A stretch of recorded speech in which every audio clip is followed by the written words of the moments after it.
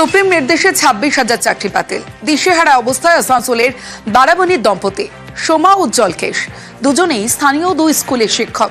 দুরারোগ্য ব্যাধিতে আক্রান্ত তাদের একমাত্র কন্যা। আদালতের নির্দেশে তাদের চাকরি গিয়েছে। এবার কি করে চলবে তার চিকিৎসার খরচ? সংসারই বা চলবে কি করে ভেবে কুল পাচ্ছে না দম্পতি।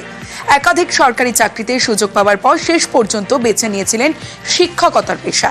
চাকরি হারিয়ে এখন সরকারের দিকে তাকিয়ে স্বামী স্ত্রী দুজনেই। ভীষণ সমস্যায় পড়েছি। আমাদের দুজনের রোজগারের প্রায় ম্যাক্সিমাম পোর্শনটাই চলে যায় আমার বাচ্চা ট্রিটমেন্টের ক্ষেত্রে। ও ট্রিটমেন্ট কিভাবে করাবো পরবর্তী ক্ষেত্রে সেটাও আমাদের জানা নেই। আর আমরা পরবর্তী ক্ষেত্রে কি খাবো, পরের মাস থেকে আমাদের স্যালারি স্টপ হয়ে গেছে। কি করব নিজেও জানি না। হয়তো অনেক টিচার যেমন মৃত্যুর পথ বেছে নিচ্ছেন, হয়তো সেটাও হয়ে যেতে পারে আমাদের সাথে।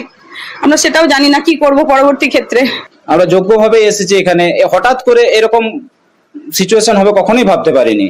সুপ্রিম কোর্টের যিনি বিচারপতি আছেন ওনার উপরে আমার বলার কিছু নেই, কিন্তু ওনাকেও একটু ভাবতে হতো যে এর মধ্যে যে অনেক নিরাপরাধ আছে তাকে আমি শাস্তি কিভাবে দেবো। আমাদের যোগ্যদের একটাই বক্তব্য, আমাদের এই প্যানেল ক্যান্সেল করা চলবে না। দরকার হলে আপনি রিপ্যানেল করুন, কিন্তু প্যানেল ক্যান্সেল কোনো মতেই করা চলবে না। এই চাকরি আমাদেরকে ফেরত দিতে হবে, at any how, at any cost ফেরত দিতেই হবে।